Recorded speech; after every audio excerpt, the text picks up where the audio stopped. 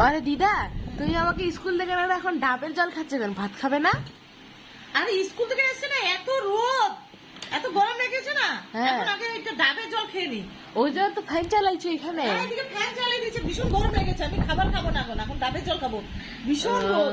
আর রান্না টান্না করে তাড়াহুড়ো তোকে আনতে গেছি, এর জন্য এখন আগে ডাবের জল খেয়ে নি, খুব গরম লেগেছে। হ্যাঁ, ডাবের জল খাওয়া তো ভালো তো স্বাস্থ্যের পক্ষে। খাও খাও, ভালো করে খাও। হাত দিকে পরে একটু খাবো।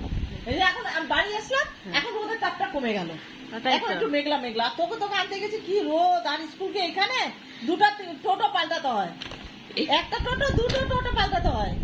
এখান থেকে আইটি মোড়ে যায়, আইটি মোড় থেকে ভ্যারাস মোড়ে যায়, ভ্যারাস মোড় থেকে আবার কোট মোড়ে আবার যাইতে হয়। কত ওই তারপর তারপর হাঁটতেও লাগে। আবার হাঁটতে, সেটাই তো, ভ্যারাস মোড়ে নেমে আবার কোট মোড়ে অব্দি হাঁটতে হাঁটে যাই, ওখান থেকে টোটো ধরলে আবার কে যাবে, দুটো হেঁটেই যায় তখন। তাই আমি ডাব খেয়ে নি, তুই খাবার খেয়ে আমি ভাত খেয়ে, তোকে আমি ডাবটা খেয়ে নি, তারপর তোকে খাওয়া দিচ্ছি। দেখে মনে হচ্ছে তো অনেক জল আছে না? ও আছে জল, খেয়েছি, এখন আমার একদম ডাবের জল খেয়ে। খাও খাও, আস্তে আস্তে খাও। কেমন খেতে জল, ডাবের জলটা? দারুণ লাগছে খেতে, গরম থেকে আসছে না, রোদের থেকে দারুণ লাগছে ডাবের জল খেতে।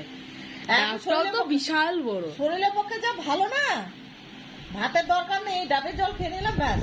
ডাবের জল, ডাবটা তো কত বড়। এই যে দেখ, এত বড় ডাব, এত বড় ডাবটা কি খেলে পেটটার মধ্যে কি করে ভাত খাবো? ডাবটা খেয়ে তো পেট ভরে যাবে, এত বড় বড় ডাব, সেই বড়, এত বড় ডাব খেয়ে। ডাবটার মধ্যে মনে হয় অনেক সাহসও হয়েছে মনে হয়।